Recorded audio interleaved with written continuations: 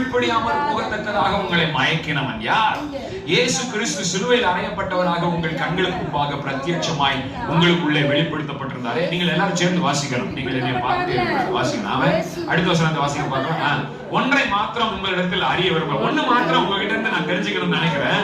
நியாயப்பிரமாணத்தின் கிரியைகளினாலேயோ விசுவாச கேள்வியினாலேயோ எதனாலே ஆவியை பெற்றீர்கள்? ஒரு பெரிய கொஸ்டினை முன்னாடி பவுல் வைக்கிறார். நீங்கள் நியாயப்பிரமாணத்தின் கேள்வியினாலேயோ விசுவாச கேள்வியினாலேயோ நியாயப்பிரமாண கிரியைகளினாலேயோ விசுவாச கேள்வியினாலேயோ எதனாலே ஆவியை பெற்றீர்கள்? என்ன கவனிக்கிறீங்க? ஒரு அல்லேலூயா சொல்லுங்க பார்க்கலாம். எதனாலே ஆவியை பெற்றீர்கள்? அடுத்து அவரே பதில் சொல்றாங்க. ஆவியினாலே நீங்கள் இத்தனை புத்திரரா? நீங்கள் எதனாலே ஆவியை பெற்றீர்கள்? நாம் எதனாலே பரிசுத்த ஆவியானவரை பெற்றோம்? விசுவாசத்தினாலே. அதே காலத்தில் பின்னாடி எழுதுறாங்க. ஆவியை குறித்து சொல்லப்பட்ட வாக்குத்தத்தத்தை விசுவாசத்தினாலே பெரும்படிக்கும் இப்படி ஆயிற்று என்று எழுதப்பட்டிருக்கிறது. விசுவாசிக்க நம்ம அல்லேலூயா சொல்லுங்க பார்க்கலாம். சத்தமா சொல்லுங்க ஒரு அல்லேலூயா.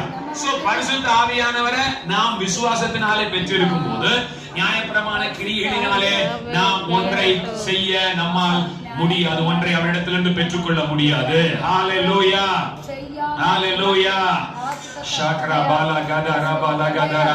ஓகே, அடுத்து வாசிங்க. அடுத்து பாருங்க. அன்றியும் இத்தனை பாடுகளையும் வீணாய் பட்டீர்களா?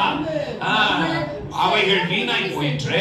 அன்றியும் உங்களுக்கு ஆவியை அளித்து உங்களுக்குள்ளே அற்புதங்களை நடப்பிக்கிறவர் அதை நியாயப்பிரமாணத்தின் கிரியைகளினாலேயோ